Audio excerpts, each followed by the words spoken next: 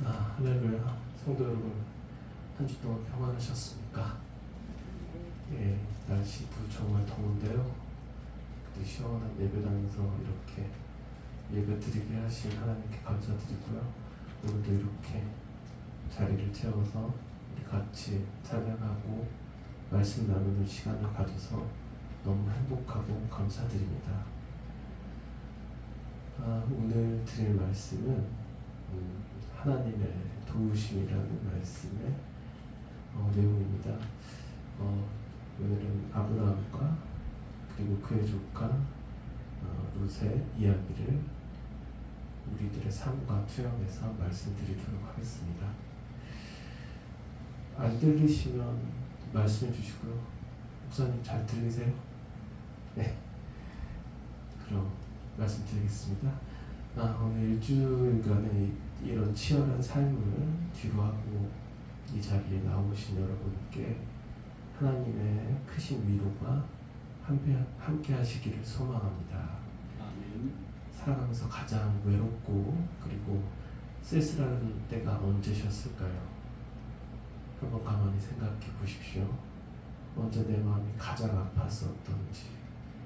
아마도 내가 믿었던 사람에게 아주 서운함을 느꼈거나 늘 내 곁에서 날 지켜줄 것 같던 사람이 그런 버팀목들이 사라지고 그저 혼자 남겨졌을 때였을 겁니다.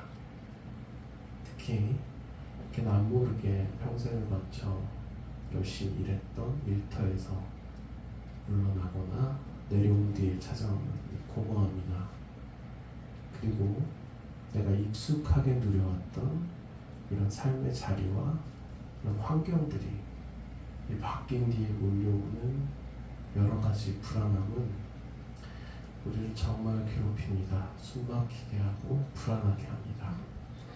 앞으로 어떻게 살아가야 할지, 아니면 어떻게 마지막을 준비할지, 예를 들어 이런 고민도 하게 됩니다. 당장 다음 달 지출은 어떻게 감당하나. 사실 이런 현실적인 초조함이 밀려오면은 우리는 나도 모르게 시야가 아주 좁아지게 됩니다. 마음이 조급해지면 이렇게 평소에 넓은 마음의 이런 그릇도 순식간에 아주 좁아지고 옹졸해지게 마련입니다. 오직 눈앞의 재물과 그리고 세상의 복, 당장 눈에 보이는 대책만을 찾아서 이리저리 헤매게 되는 것이 우리의 본연의 모습입니다. 오늘 본문에 등장하는 믿음의 조상 아브라함 역시 바로 그런 인생의 가장 쓸쓸하고 척박한 자리에 홀로 남겨졌던 사람입니다. 오늘 이 아브라함의 쓸쓸한 발걸음을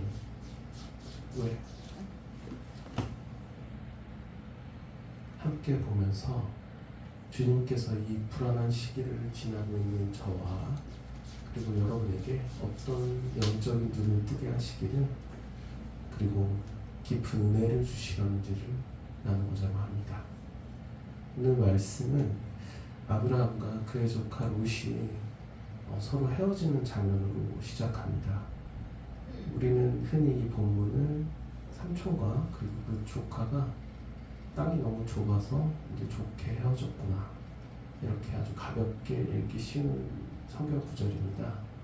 하지만 그 속사정을 좀 깊게 들어가 보면 결코 가벼운 내용은 아니었습니다. 일단 이 조카 롯은 아브라함에게 있어서는 단순한 조카가 아니었습니다. 일찍 아버지를 여인 조카를 아브라함은 마치 아들처럼 자식처럼 거두었습니다. 고향 갈대아 우르를 떠나서 이 낯선 땅 가나안까지 모든 고생과 고락을 함께한 거의 아들과 같은 피부치 같은 존재였습니다. 게다가 자식이 없던 그런 아브라함에게 롯은 사실상 자기 인생을 물려준 친아들과 같은 존재였습니다. 그래서 아브라함은 온 마음과 정성을 다해서 이 조카를 돌보았고 그의 부귀영화까지 모두 챙겨주었습니다. 그런데 두 사람의 가축이 많아지고 땅은 제한돼 있자 그들의 아랫사람들이 서로 다투기 시작합니다. 그리고 이때 아브라함은 결단합니다. 집안의 모든 어른이자 모든 기득권과 결정권을 가진 사람임에도 불구하고 그날 아브라함은 조카에게 이 모든 선택권을 기꺼이 양보합니다. 네가 좌를 택하면 나는 우를 택할 것이고 네가 우를 택하면 나는 좌를 택하겠다. 루사, 네가 제일 먼저 좋은 쪽을 고르거라. 이때 조카 롯의 반응은 어땠을까요? 만약 우리의 미덕이나 동양의 미덕이나 그리고 삼촌에 대한 고마움이 조금이라도 있었으면 이런 선택을 하지 않았습니다. 그런데 그런 기색은 전혀 찾아볼 수 없었고요. 오늘 본문 10절을 보면 이렇게 룻이 행동합니다. 이에 룻이 눈을 들어 요단 지역을 바라본즉 수알까지 온 땅의 물이 넉넉하니 여호와께서 소돔과 고모라를 멸하시기 전이었으므로 이 땅이 여호와의 동산 같고 애굽 땅과 같았더라. 롯은 이 눈을 번쩍 뜨고 그 삼촌의 얘기가 떨어지자마자 요단 지역을 바라봅니다. 그곳은 아주 물이 넉넉했습니다. 성경은 그리고 그 땅이 여호와의 동산 같고 애굽 땅과 같았다고 묘사합니다. 눈에 보이기에는 가장 비옥했고 당장 내 가축을 먹이기에 좋고 화려한 문명이 있어서 자기에게 큰 부귀영화를 가져다 줄 것 같은 아주 완벽한 땅이었습니다. 롯은 그때 삼촌의 처지나 미안함 따위는 전혀 없이 일말의 주저함도 없이 삼촌의 양보를 바로 덥석 받아들입니다. 그리고 바로 세상의 물질을 찾아서 그 비옥한 땅 소돔을 향해 떠나버립니다. 성도 여러분, 우리도 인생에 위기가 오고 조급해지면 아마도 자꾸만 롯처럼 행동하게 되지 않는가 합니다. 영적인 가치나 가족 간의 도리나 하나님과의 약속은 그때가 되면 일단 미루어 두게 됩니다. 그리고 당장 눈앞에 재물이 있거나 당장의 현실적인 이득 그리고 나의 살 길이라고 믿고 그리고 세상을 향해 눈을 돌리는 것이 아마도 우리의 솔직한 모습이 아닐까 합니다. 이때 아브라함의 생각은 어땠을까요? 말은 그렇게 했지만 조카 롯이 벌써 짐을 싸서 풍요로운 요단 땅으로 건너갔습니다. 먼지 바람을 일으키면서 떠나는 롯의 뒷모습을 보면서 이런 가나안 황무지에 버려진 그리고 남겨진 아브라함의 마음은 어땠을까요? 성경에서는 그의 감정을 직접 묘사하지 않고 아주 담담하게 기록하고 있습니다. 하지만 아브라함 역시도 우리와 같이 피와 살을 가진 평범한 인간이었습니다. 자식처럼 키우고 모든 것을 주었던 조카에게 당한 약간의 배신감 그리고 그가 떠나간 자리에 밀려오는 쓸쓸함은 아브라함의 가슴을 아프게 했을 겁니다. 롯이 떠난 방향은 물이 넘실대는 아주 풍요의 땅이었지만 아브라함이 딛고선 이 땅은 여전히 메마르고 아주 거친 황무지였습니다. 아브라함은 아마 이렇게 생각했을 겁니다. 내가 평생을 다 바쳐서 너를 키워놨는데 어떻게 너는 한마디 양보도 없이 저렇게 좋은 땅을 홀랑 차지해서 나갈 수가 있을까? 그리고 이렇게 생각했을 겁니다. 이제 내 곁에는 아무도 없다. 이 척박하고 어려운 땅에서 나는 이제 어떻게 살아야 할까? 이런 원망과 외로움이 아브라함을 찾아왔을 겁니다. 성경에 보면 이 아브라함이 느꼈던 이런 배신감과 쓸쓸함의 무게를 똑같이 당했던 다른 한 명의 인물이 등장합니다. 그는 또 다윗 왕입니다. 다윗에게도 온 마음과 정성을 다해 아끼고 사랑했던 친아들 압살롬이 있었습니다. 그런데 결국 압살롬은 아버지의 왕위를 빼앗기에 반역을 일으켰고 다윗이 평생 동안 일궈나왔던 예루살렘 궁전마저 차지해 버렸습니다. 아브라함과 비슷한 형태였죠. 가장 신뢰하고 그리고 사랑했던 존재에게 모든 걸 빼앗긴 다윗은 사무엘 하서에 보면 머리를 가리고 맨발로 울면서 그리고 기드론 시내를 건너 광야로 도망쳐야 했습니다. 아들에게 쫓겨서 당장 생사조차 할 수 없는 그리고 재정적 이런 박탈감과 홀로 남겨진 외로움이 다윗을 압박했을 것입니다. 우리 역시 은퇴나 퇴직을 하거나 생각지 못한 재정적인 압박을 마주할 때는 아니면 혹은 믿었던 사람들에게 아주 깊은 서운함을 느낄 때는 이렇게 아브라함과 다윗이 겪었던 만큼 이 침묵과 그리고 속상함에 빠지게 됩니다. 세상 사람들은 우리와는 다르게 저만치 앞서가면서 풍요를 누리고 대단한 복을 받은 것처럼 보이는데 그런데 왜 나만 이런 거친 황무지에 덩그러니 남겨져 손해보는 것 같아서 밤새 머릿속으로 고민하고 계산기 두드리거나 불안해합니다. 그런데 바로 그 순간 오늘 본문의 말씀에서는 하나님께서 찾아오십니다. 바로 그 쓸쓸하고 낙심하고 외롭고 혼자였던 그 순간 하나님께서 찾아오셔서 오늘 본문 14절처럼 말씀하십니다. 14절은 이렇게 기록되어 있습니다. 롯이 아브람을 떠난 후에 여호와께서 아브람에게 이르시되 너는 눈을 들어 너 있는 곳에서 북쪽과 남쪽 그리고 동쪽과 서쪽을 바라보라. 성경은 굳이 아브람을 떠난 후에라고 이 때를 밝히고 있습니다. 즉 인간관계가 끊어지고 세상에 의지할 곳이 모두 사라진 바로 그때가 하나님의 음성이 들리는 절묘한 타이밍이라는 뜻입니다. 그리고 하나님께서는 낙심하면서 한숨 짓던 아브라함에게 이렇게 말씀하십니다. 아브라함아 이제 고개를 들고 그리고 눈을 들어서 너희 있는 곳과 북쪽과 남쪽 그리고 동쪽과 서쪽을 바라보라.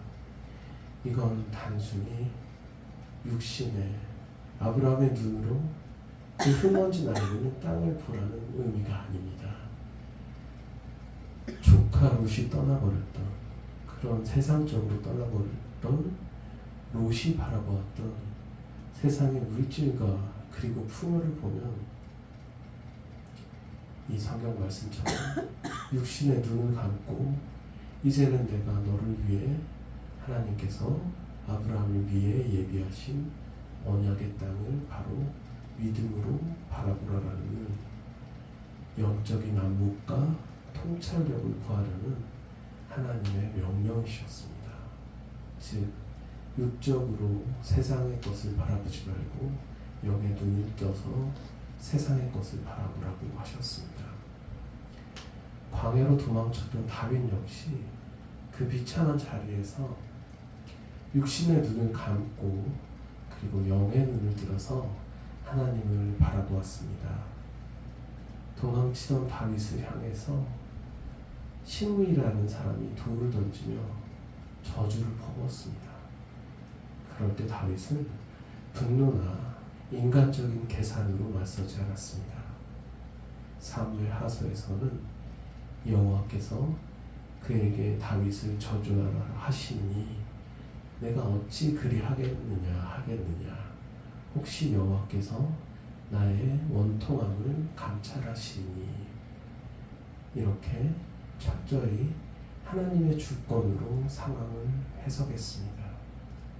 그리고 다윗은 그 사방이 적들로 둘러싸인 그런 척박한 광야 침상에서 육체의 눈이 아닌 영의 눈을 들어 시편 3절과 3편 3절과 5절로 이렇게 고백합니다.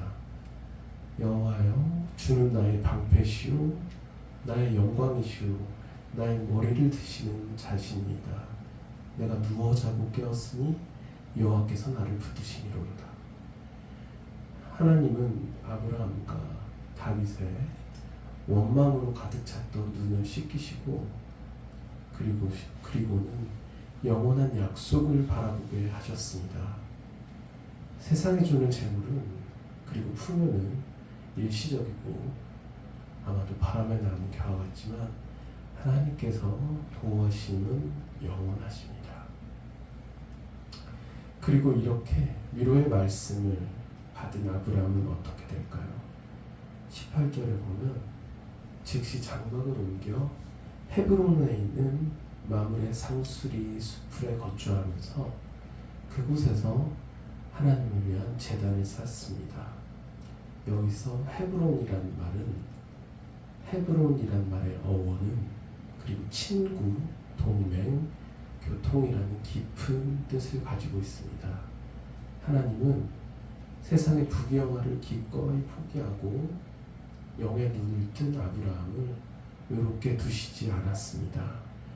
오히려 그 척박한 땅에서 아브라함을 가장 친밀한 친구로 여겨주시고 그의 삶에 동행하면서 깊은 교제를 나눠주셨습니다. 그래서 헤브론은 이 친구라는 곳은 아브라함이 하나님과 깊이 동행하는 예배의 처소가 되었고 그의 영혼이 진짜로 누리는 평안의 자리가 되었습니다.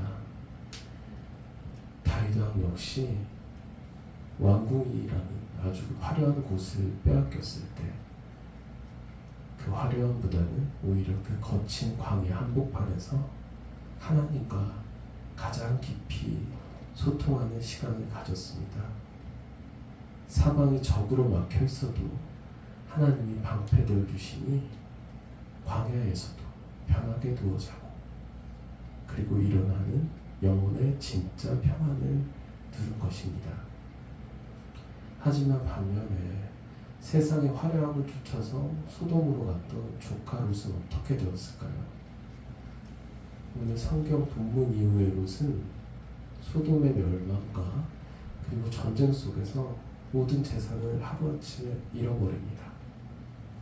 그리고 어두운 동굴 속에서 수치스러운 모습으로 이 성경 속에서는 다시는 등장하지 않게 됩니다. 구원의 위대한 계보에서 롯의 이름은 아예 사라지고 말았습니다. 그리고 하나님의 보호하심을 떠난 롯은 이방인의 조상이 되어버리고 말았습니다.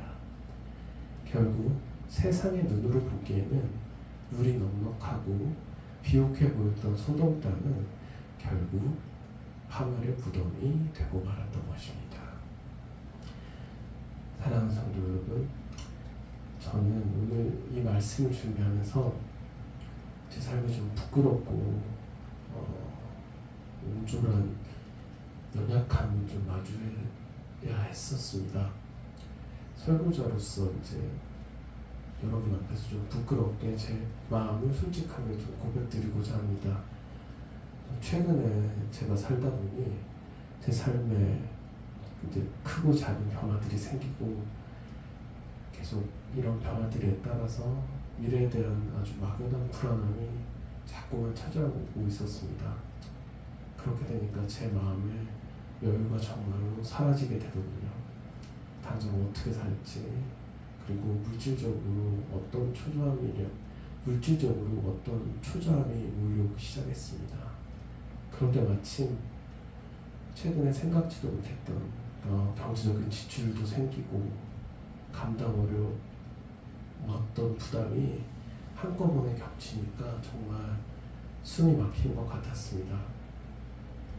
그 순간에 평소라면 감사하게 받아들이고 그리고 기쁘게 헌신했을 가족들의 요청이나 당연한 상황조차도 제 안에서는 이상하게도 온통 서운하고 원망으로 들리기 시작했습니다. 내가 평생을 어떻게 보면 헌신하면서 살았었는데 왜 아무도 이런 지금 힘든 처지를 몰라줄까? 왜 나에게만 이 무거운 짐을 다 지우려고 할까? 그저 머릿속으로 세상의 눈으로 머릿속으로 세상의 계산기만 두드리고 있었습니다. 오직 손해보지 않겠다는 마음만 가득 차서 그저 하나님의 뜻을 찾지 않고 기도를 하기보다는 그런 인간의 마음이 가득 차서 땅만 쳐다보고 있었습니다.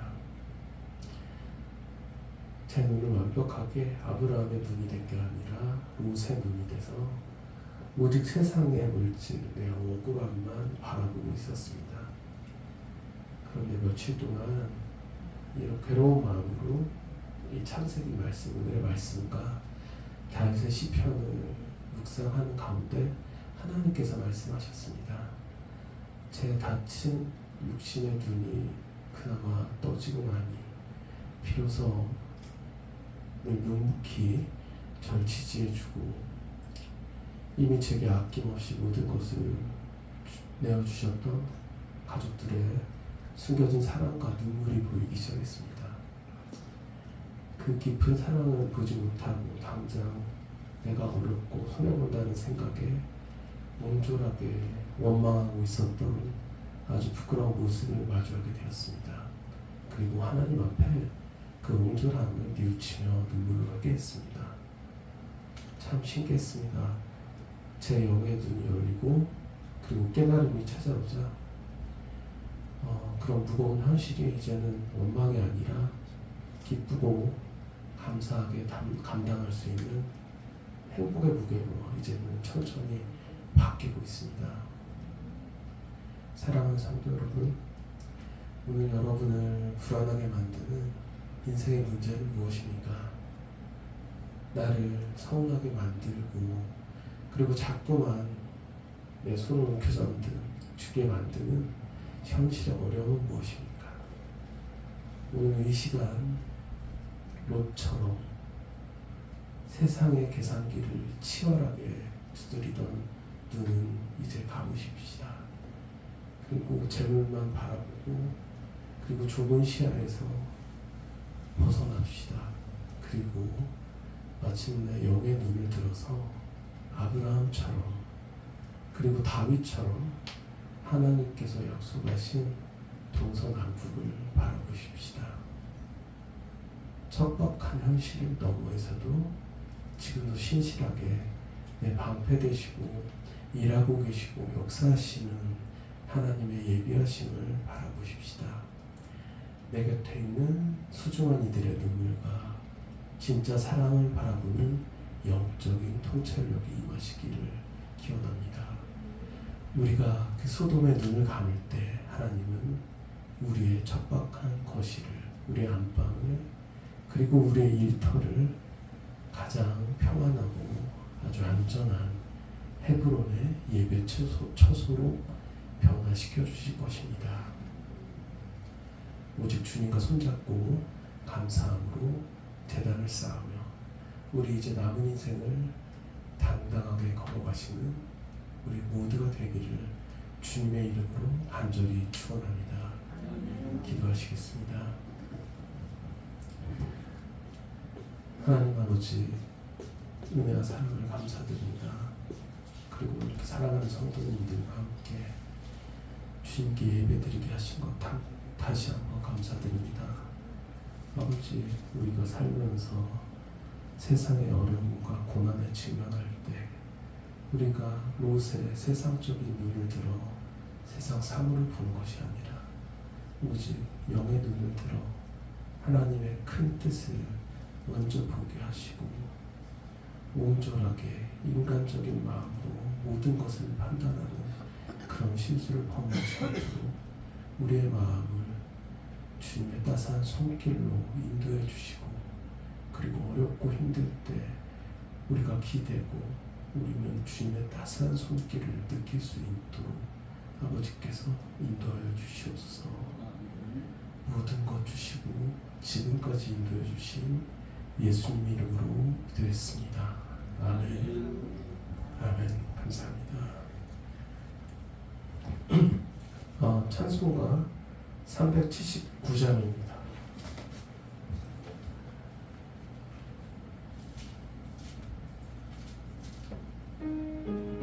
찬송가 379장.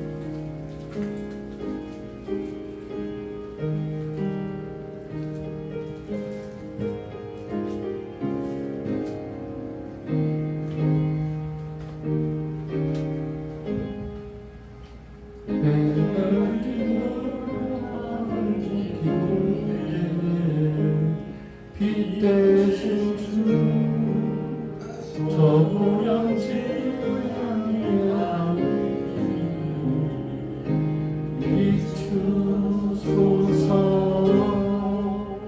내 가는 길 알지 못하나 한 걸음씩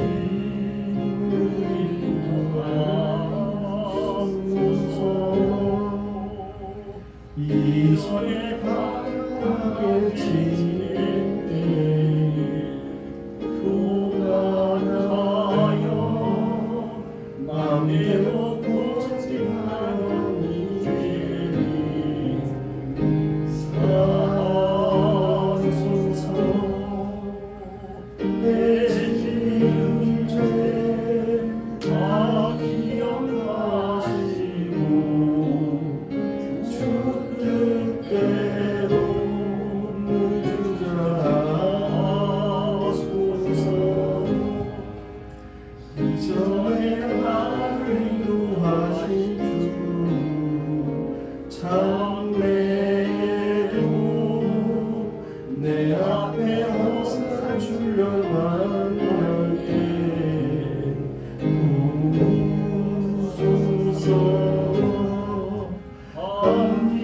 밤지나고 저 밝은 아침에 기쁨을 만나리.